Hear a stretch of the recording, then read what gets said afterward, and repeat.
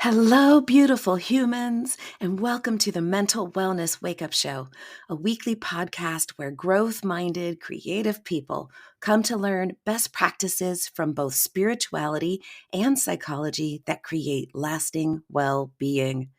I am your host, mental wellness expert, improvised acting teacher, therapist, and coach, Dawn McMillan. Let's get to it. Beautiful humans. I have a few things on my mind, but first I want to share with you my thanks for putting up with me skipping an episode. You may notice that the background sounds will be a little bit different. My sweet little old man dog and co-host Bertram has passed away, and he was such a light in my life and such a sweet little soul, and I miss him very much. The other thing that I want to share with you is my delight at our community growing. Thank you for liking. Thank you for sharing. Thank you for commenting. Thank you for subscribing. We've been nominated to a top 10 mental health podcast list, which I will share with you in the show notes if you're inclined to go take a look at that. But it's nice to be acknowledged and to be recognized and to know that this little podcast, this work that I'm doing, that we are doing together, is being acknowledged and people are noticing. And we are each doing our part to make the world just a little bit better while making our own lives just a little bit better. So thank you, thank you, thank you, thank you for all of that. If you're new around here, welcome. I'm so glad you're here. And if you've been around before, welcome back. Time is precious, and it means the world to me that you're sharing yours with me. So, our main topic of today is the Enneagram. What, whoop, whoop. Something that's been on my mind a lot is the ways in which, in our desire for certainty, we like to limit ourselves, we like to define ourselves, and we will take advantage of any tool we can find to do so. For example, the Enneagram, which is Enneagram, is a personality system, or at least that's how it's most often used. It's actually a whole wisdom system that subdivides people into 9 primary personality types, 9 primary ways of showing up in the world. That's at its most basic. It goes way deeper than that. It is a whole wisdom system that maps out ways of growing and changing and integrating. But for the most part, the way that it's used in our culture is as a personality typing system. And what I notice about the Enneagram or astrology or the Myers-Briggs or the Big 5 personality traits or the what color whatever system that you personally find value in, what I notice is that we really, really want to shrink ourselves down to say, oh, I'm like this because. I'm like this because. I'm like this because I have an Aquarian moon rising. I'm like this because I'm an Enneagram 3. I'm like this because of the specific kind of childhood trauma I had when I was 8. I'm like this because. What I would love to do is I would love to embrace the Enneagram because I think it's a really fantastic system, a way of thinking about the world, a way of learning about ourselves. So I would like to embrace it. And I would like us to take a look at it from a different point of view. I would like us to take a look at it not only as a wisdom system instead of a personality typing system, but also as a map of the human psyche. So what do I mean by that?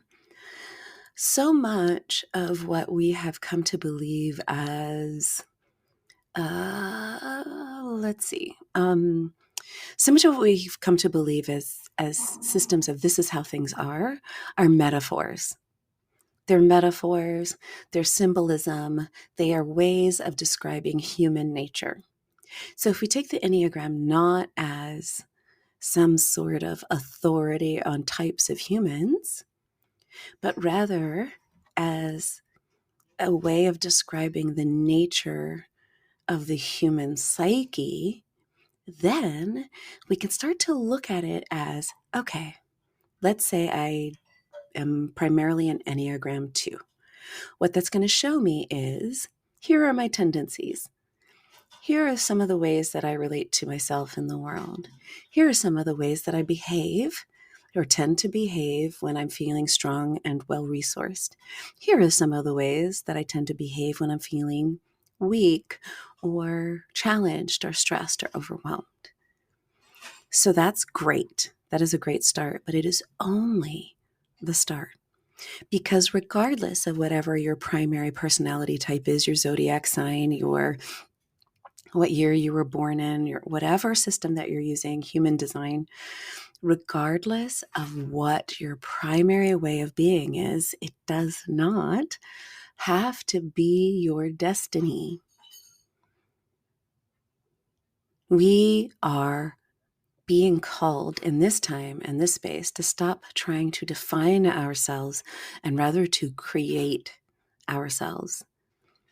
If you want to know the answer to why you are the way you are, I've got it for you. Ready? Because you are the way you are because something in your biology met with something in your psychology that met with something about the way that you were brought up and the way that you live in community with other people, and now you are the way you are. The more interesting question is, who would I like to be? How would I like to move through space? What version of myself would I be most proud of?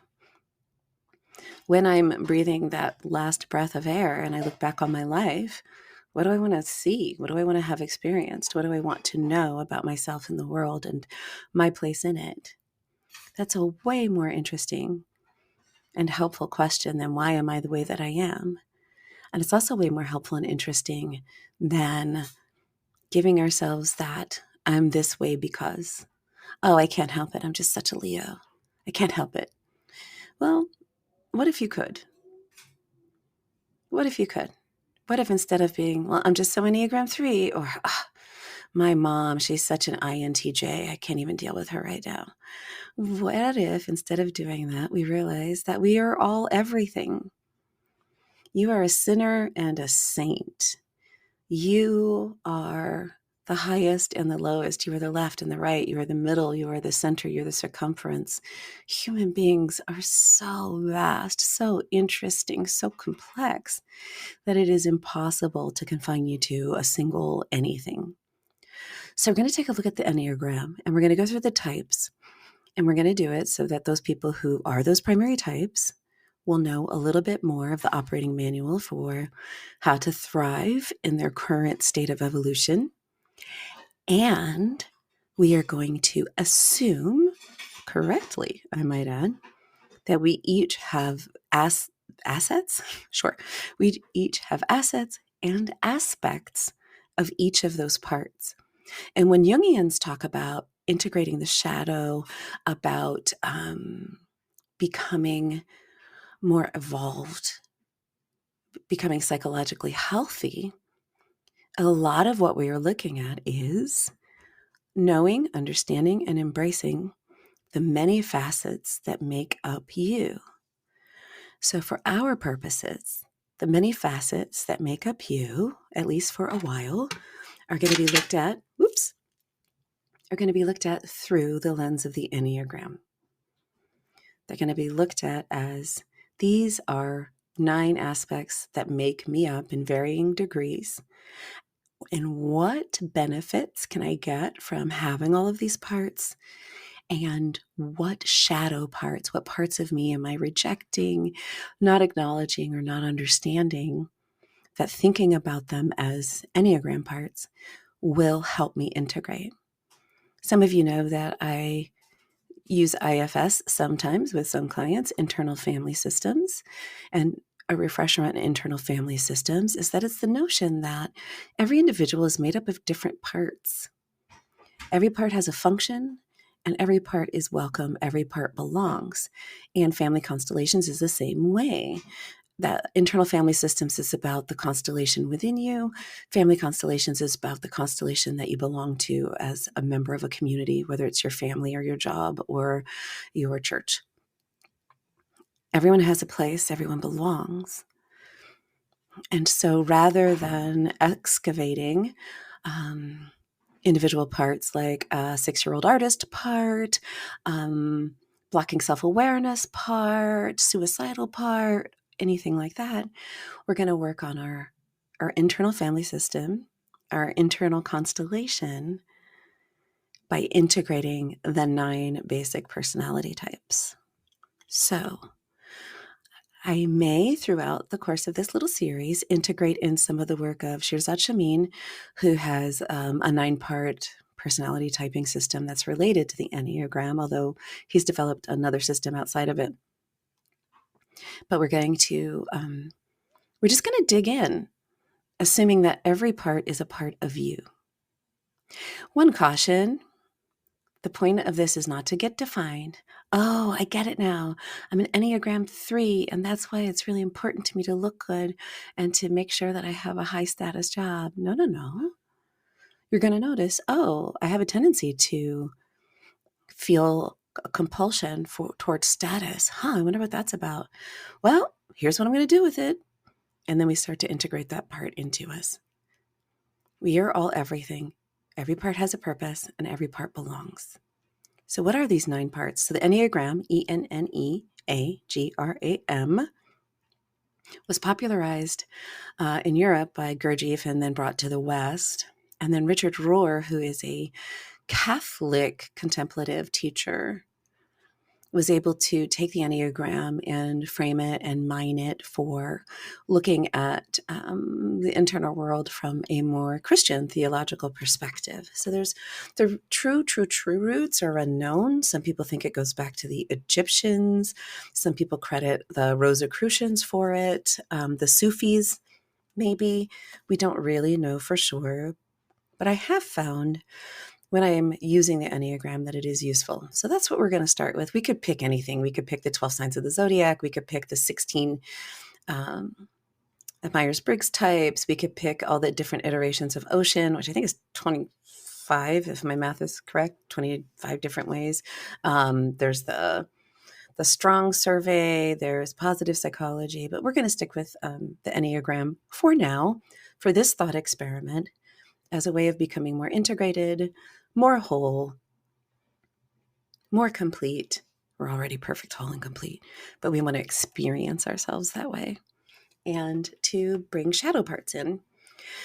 So we're going to do really big overview. And if you are curious about your Enneagram type or the Enneagram in general, go to your search engine of choice and you will find a Googleplex of information.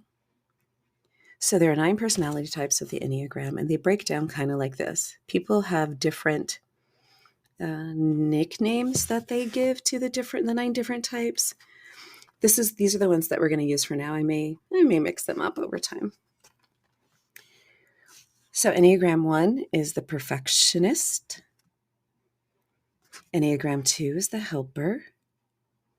Enneagram 3 is the achiever. Enneagram 4 is the romantic or artist. Enneagram 5 is the observer. Enneagram 6 is the questioner. Enneagram 7 is the adventurer. Enneagram 8 is the asserter. Enneagram 9 is the peacemaker. Now just ask yourself, as I was reading that: perfectionist, helper, achiever, romantic, observer, questioner, adventurer, asserter, peacemaker. If there aren't different times and places in your life where you've played those roles, have you ever laid down on the middle of your floor crying and feeling sorry for yourself and feeling all of your feelings really deeply? If so, you've borrowed a strength from the Enneagram 4 archetype. Have you ever busted your bum to get straight A's to try to impress someone, like a college admissions advisor, for example? Then you've borrowed from the Enneagram 3 archetype. What about the questioner or the Enneagram 6? Have you ever packed for a trip with everything that you could need? Welcome to Enneagram 6, captain of the worst case scenario planner. What about the peacemaker? Want to stay calm inside yourself and keep everyone else calm too? Ever want to do that? So we all have everything. So each of those parts has a primary feeling tone that drives their behavior and a primary orientation for looking at the world. And each of them has strengths and weaknesses based on that. Now, there are a lot of theories for how people become the Enneagram type that they become. I personally don't care. For everyone that fits the type, like, oh, well, you became an Enneagram 2 and are really relationship focused because you had an avoidant type parent and you had to be really helpful in order to get attention or love from them. For everyone who'll be like, yeah, that sounds right. There's going to be, equally as many Enneagram 2s are like, that bears no resemblance to my own experience. So I don't think it matters. I think what matters is we have a primary orientation for how we move through the world. That orientation has certain tendencies, both for good and for less good. And that as each of us begin to embrace all of our parts, we become happier, more effective, more complete, and less subject to the slings and arrows of outrageous fortune. So again, let me just read the 9 different types. You might, from the titles, begin to get a sense of, oh, what are these people like? So let's do a brief description of the 9 types. And for these brief descriptions, I'm borrowing from a book called The Enneagram Made Easy by Renee Barron and Elizabeth Wagelli.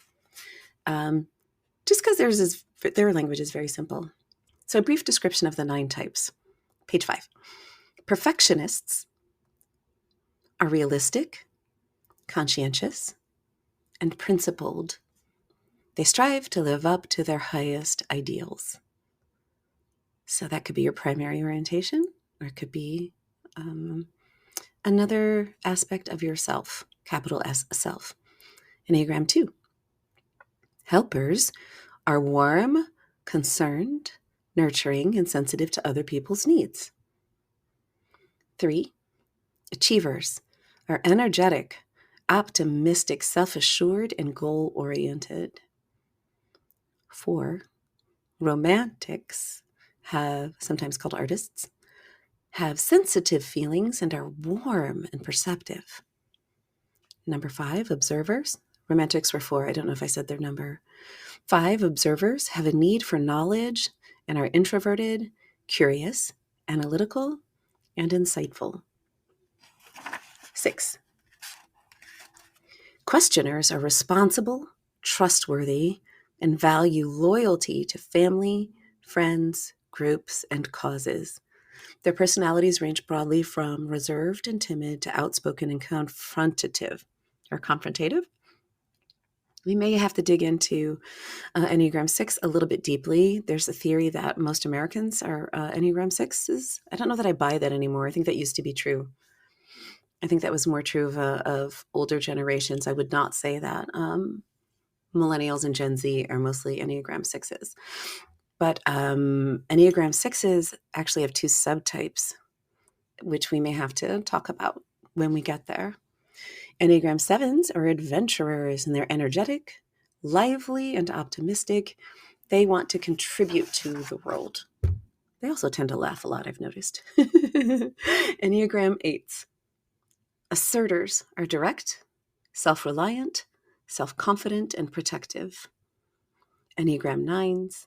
Peacemakers are receptive, good-natured, and supportive. They seek union with others and the world around them. Peacemakers also are big lovers of creature comforts.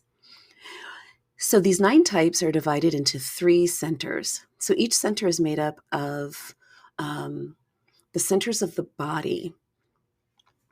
So there's a sense of there are people who are in the heart center. It's going to be 2s, 3s, and 4s. And their challenge is around image. Their challenge can be around shame. 2s, 3s, and 4s are heart or feeling center, and their challenges around image, how they want other people to perceive them, and can sometimes be subject to an extra dose of shame. So 5s, 6s, and 7s are in the head or the thinking center, right? Can be very intellectually oriented, and their challenges around fear and or anxiety, which are in the same family. So that's where their challenges come around. And then 8, 9s, and 1s are in the gut or the instinctive center. And their challenge can be around anger, right? A lot of the people who are 8, 9s, and 1s are going to be your shoot from the hip, kind of gut-centered people. And they might have struggles around anger, whether suppressed or expressed. So 9 basic personality types divided into groups of 3. Now the Enneagram can get incredibly complex because there's so many other ways to divide it up. And that's what I mean about it being a wisdom system that can help guide you to and through your evolution. For us, we're going to take a big picture. We're going to stick primarily with our main personality types, our 2 sort of influences on those types, and our centers. And if that sounded like a lot, don't worry about it. We're going to jump into it. Feel free to type Enneagram test into the search engine of your choice. Lots will pop up. It'll be great. And we're going to do this exploration really as a metaphor and a map of the psyche. So take it with all the grain of salt about whether it's a wisdom system, whether it's real, whether it's evidence-based. Don't care. Do not care. We're going to do our work to look at these 9 different parts, how they interact with each other, and how we can nurture and nourish those aspects of ourselves. So I hope you want to come along on this journey. I think it's going to be super fun. And if you're already an Enneagram fan, that's cool. Just stick with it. If you already know your Enneagram type, you're like, I got this Enneagram thing down. Come with a beginner's mind, because no matter where we are in our evolution, there's always more expansion available. There's always more peace available. There's always more joy available. There is always more enlightenment available. Because even though right here, right now, you are whole, perfect, and complete, and you are worthy and deserving of a life so magnificent it defies even your own imagination, it's good and okay to change too. Both and. It's not either or, it's both and. You are both perfect now, and there's opportunities to grow and change. So I hope you'll come along for this ride. It's going to be fun. And with that, you beautiful, beautiful being, you, thanks for sharing your time with me.